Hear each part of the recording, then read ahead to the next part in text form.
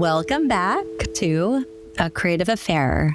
This is Brie and I'm here with Len, and today we're going to talk about perfection. I don't know what the title will be, but we'll decide on it afterwards, right? Of course, we always, we tidy ourselves up later, don't we? And it's actually through having the conversation that we figure out what we're talking about, isn't it, Brie? Yeah, well, I told Len I wanted to talk about this because I've been actually thinking a lot about perfection. So I do a 6-week creative confidence workshop for anyone who identifies as a creative, and it's been really fun. And one of my weeks, we talk about perfection and how that might keep us from being the confident people that we want to be. And I just think it's so interesting because whenever I do this 6 weeks and we come to this, or actually for every single week, I do the work too. And so I've been actually trying to pay attention to how is perfection showing up for me? And I'm talking about perfection or perfectionist thinking that holds me back. And so I've been really trying to pay attention to how this is showing up for me. So I can talk about that later. But I think it'd be fun to start by answering the question, is there perfection in art? Is there perfection in art?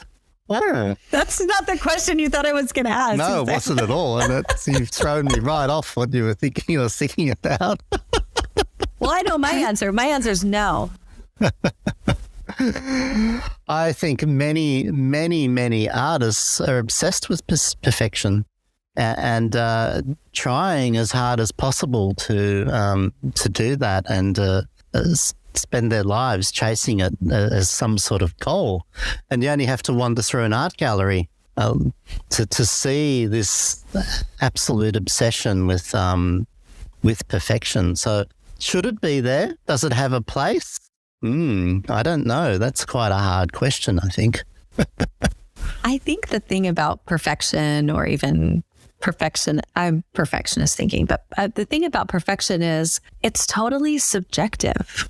Just like with art, this is my opinion. Maybe you have a different opinion, but I think for every person, the idea of something being perfect is different. And like my idea of perfect is going to be totally different than your idea of perfect, even if there are similar veins. So I don't know if that's why I asked no. That's why I answered no, because I don't know that there is perfection in art, because there's no like one dictionary definition. Flawless. What is that? So it's so interesting that we chase this, because I just don't think it's possible to have something that's completely flawless. I don't think it's fun either. That's what it boils down to, Like, why do I want to create something that's absolutely perfect? But that maybe is a different question. And I don't want to create something perfect because computers are doing that at the moment. I like to see the artist's hand. And I have learnt over the years to celebrate the happy accidents, the imperfections, the mistakes, the errors, and maybe they hold me back in the popular opinion of my work. It's not perfect, his work. Well, I hope that it's human and humanistic and actually has imperfections in it. As you were talking, I was thinking of Michelangelo, and I was looking at, in my mind, one of his sculptures, and then I ended up at David, I think it is. And I'm standing there looking, and I could say, oh, that's perfect. Isn't that just so perfect? If we get a ruler out, though, and start measuring things, the hands are a little bit bigger than they should be. Like there is, emphasis and artistic modification of the human figure in there to create drama, to add emphasis, and of course the scale. It's such a large scale, and we're looking up, and to counteract the feeling of looking up, the top of the body is a little bit bigger than the bottom to actually help with our perspective as we stand underneath it and look up. Like there's all these fascinating things going on, and we can stand underneath and look up and go, oh, wow, that's perfection. But we can also get a ruler out and measure it and go, well, actually, these are artistical licenses or, what's the right word? There's a lovely word there somewhere, but choices being made to give emphasis onto different things. I've been in the Sistine Chapel, and we always look at this idea of the Sistine Chapel of being this amazing masterpiece, which it is. On one side, all of the figures are bigger. And by the time you get to the other side, they're a lot smaller because he had so much that he wanted to fit in, or it's one way or the other. So even in the same space of the same piece, this huge ceiling mural, everything's totally different. And so, and if it were perfect, everything would be exactly the same. And, I look at it and think, amazing. He learned while he was doing it. His vision changed while he was doing it. I love the description that you had, which is like human. And that seems very human and lovely to me. Mm. And art needs to have that human element to have that incredible power of impact and conversation. Like our whole podcast is about conversations, isn't it? And artworks have conversations with us, and the humanist factor actually increases their depth and makes them more interesting. They help us improve our understanding. When we look at the machine-produced perfection, it feels a little bit flat. I share the same opinion, and this is the opinion of two creatives. So if you have a different opinion, we'd love to hear from you. We definitely would. I mean, I think so too. I think that there is this connection, this relationship that the artist has with their work and that we have with someone else's work. And then, consequently, we get to have this relationship with the artist. And I don't really get that when I'm not seeing evidence of them, physically in the work. And I think that's a really lovely thing. We're still talking about perfection now, right? Yeah, of course we are.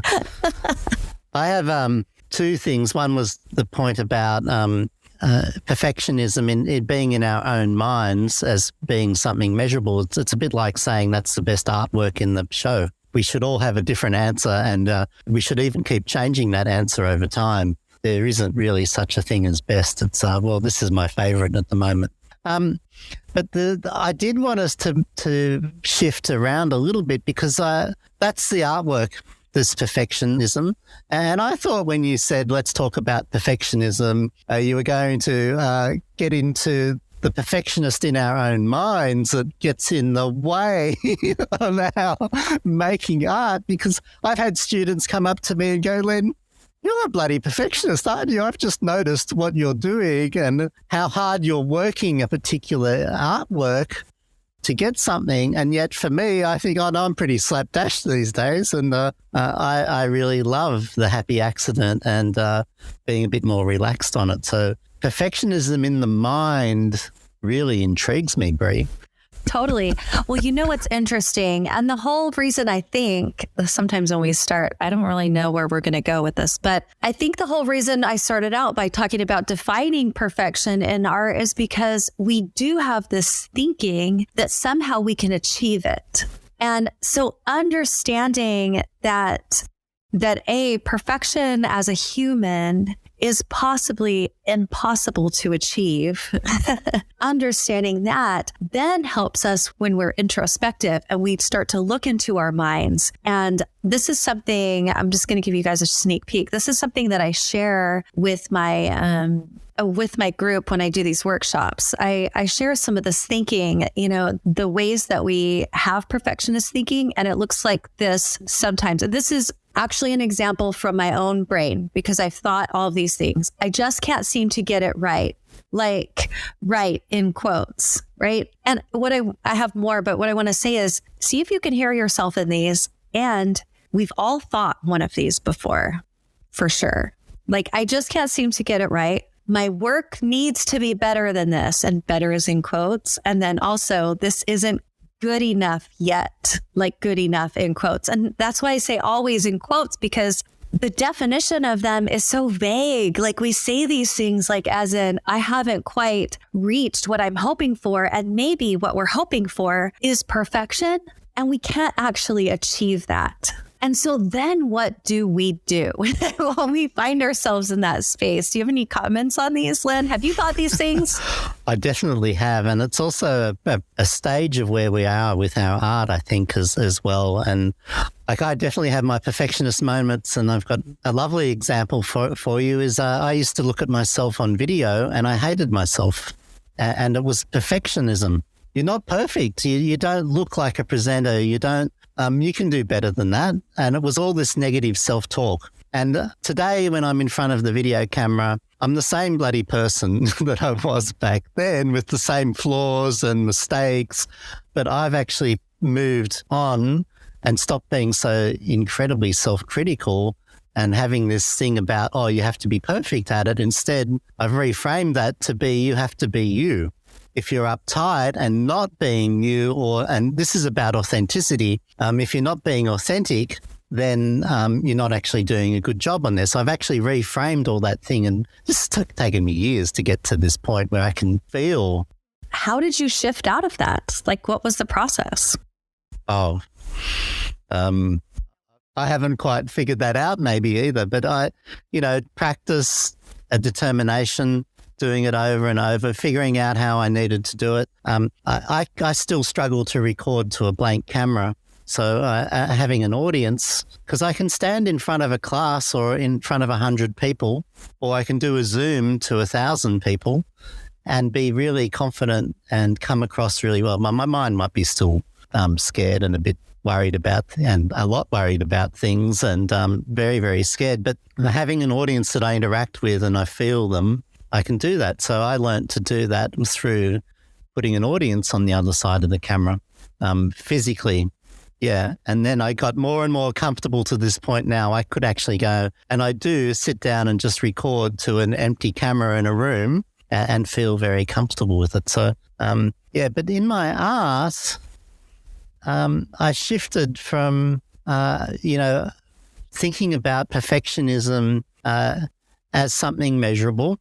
And I think that was one of the problems, is that we were judging in measures. And, as we're beginning, we're trying to get something to happen, and we are really caught up in our minds. Like, it's such a logical sort of thing going on in there. This is for me, not for everyone. And letting go of perfection has allowed me to actually feel and stop that inner discussion. So when I'm making a work, instead of going, oh, that's no good, or I could do better, or is it perfect, I'm actually going for that feeling inside that goes, oh, and it's a feeling that grabs you and pulls you along, and I stop worrying about whether it's perfect or not, and discounting my work because it isn't perfect. If it's got the feeling and it's still imperfect, well, then what's wrong with the imperfections? There's nothing wrong, because I think imperfection is really beautiful. And I think that's kind of the point of our discussion here today, which is like, how could we release these ideas that we could be moving towards perfection, and that we could be trying to make everything better infinitely towards perfection, if there really is never any possibility of creating perfection, then why are we seeking it so hard? And I always have to pull myself back when I find myself thinking these things like, oh, this isn't good enough. And I'll give you an example right now. Let me finish my sentence. When I find myself thinking that, I have to pull way back and go, oh, I'm thinking that good enough combo, is it good enough? And I'm like, for what? What am I trying to achieve here? Am I really getting myself caught in some perfectionist thinking that's holding me back in some way? So I am doing a 365 project. I think people who've done this before, they make art every day, or they take a photo every day and share it or whatever. That's not necessarily what I'm doing. Mine is just to be in my work every day and share every day. And I have some different guidelines that I posted on Instagram. I actually need to create a blog post about it. But what I'm finding is, I used to think, oh, I'm just going to share the work that I think is the best, like my best work, because that's what the public should see, is the best. And then I'm like, with this project, it really has opened me in a way that I feel really vulnerable. I'm like, oh, because I'm doing these weekly themes and I'm like, oh, this doesn't feel good enough. Then I found myself thinking this past week. I'm like, oh, I don't know if this is good enough to share. I'm like, whoa, put the brakes on, full stop. Because I'm like, good enough for what? Who cares? Like, good enough that people don't like it? Like, what, where am I trying to go with this? And in fact, my most vulnerable one is the image that I posted today. And I actually shared that this was just an experiment. I think sometimes we don't share the ones that feel experimental, that maybe aren't like, superstar work or whatever. But I said, this was an experiment for me. And I just allowed myself to play with the light and motion and water and all of this stuff. And then I wanted to kind of see, I said, this could be the beginning of a new direction or not. But I also think it's a great thing to be able to give into that experimentation and allow ourselves without thinking that something has to be amazing and perfect and all of that. And I took all of that I had been feeling at the moment, the experimentation and the enjoyment of it. And I was like, I want to post about that and share this. And I don't care.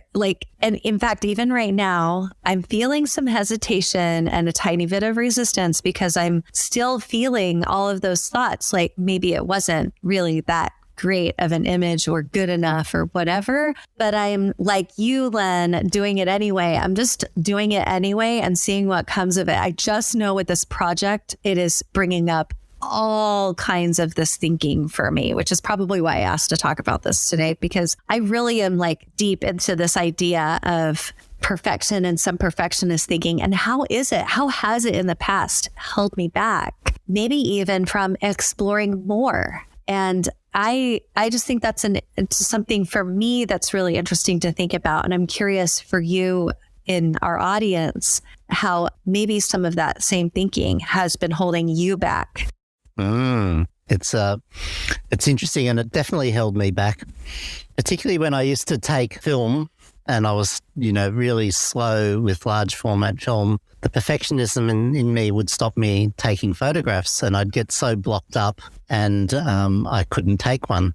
And the first one actually would be a stepping stone to getting to better ones. And I eventually learned you've just got to start. And today, I'm much more aware of that. So I have huge blocks about being a writer. And I don't know if we've talked about that over and over, but I really struggle with writing. And it was because I was told as a young person that I couldn't write, and I had spelling issues, and I was always being corrected. And I hate it. I really hate being corrected still. And that sort of is a bit of a trigger. And it reminds me of my disabilities as a young person with spelling and writing and all those sort of things. Anyway, so one of my exercises that I gave myself is very similar to the 360-degree, 65-degree project, where I started blogging daily and, went out in a newsletter and I wrote something every single day. I put a photograph with it and I wrote and I let go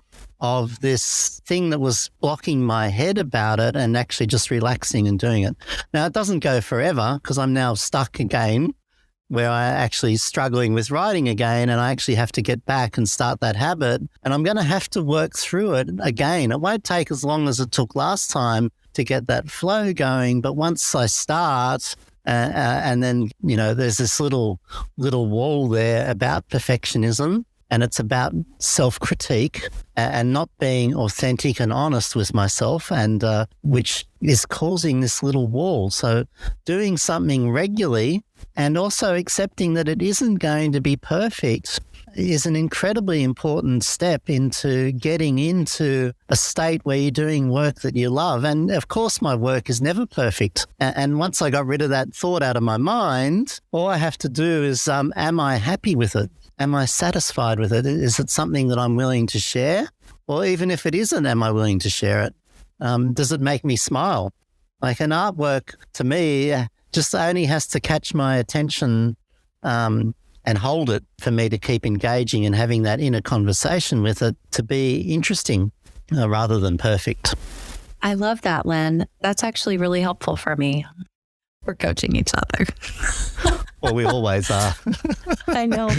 That's our relationship. That's true. And that's why we're sharing it with everyone because, we're trying to follow our conversations and learn from each other because we think that our conversations are fascinating and interesting rather than ones that we think you need to learn.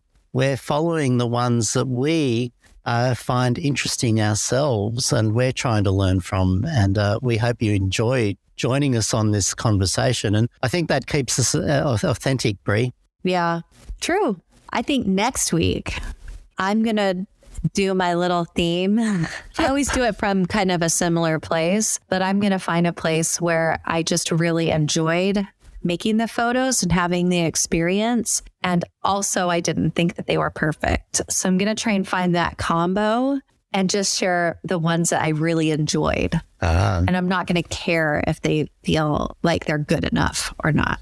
So that's my challenge to myself this week. That's what I'm going to do.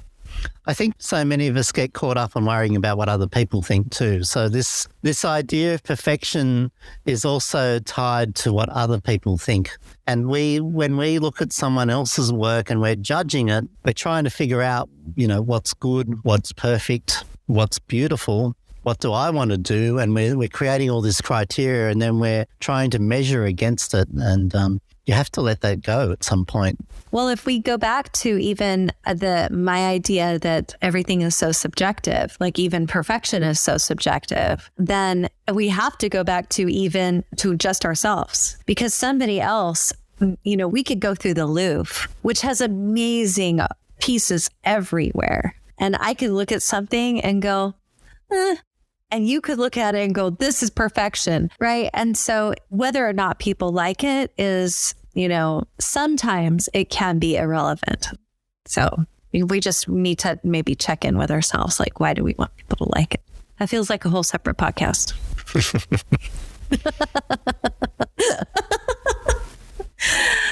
Do you know what was perfection, Len? What is?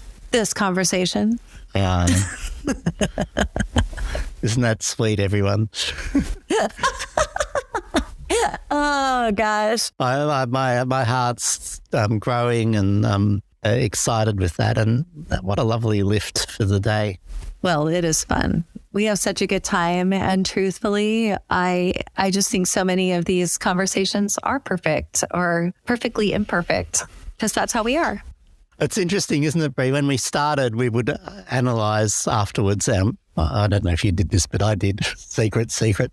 Oh, what could I have said differently? What should have I said?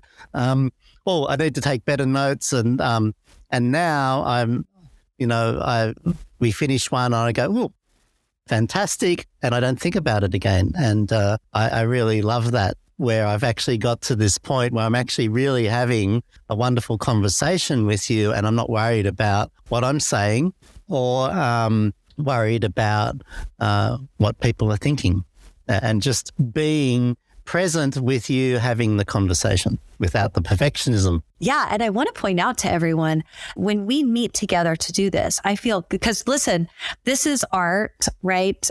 Like an artful conversation. And we could be having a lot of perfectionist thinking wrapped up in this. Like, is this good enough? And for sure, you could look at it with an objective eye. But what I want to point out is that when we release both of us, this good enough, this idea that we could make something better or, that there could be some perfection in what we do here.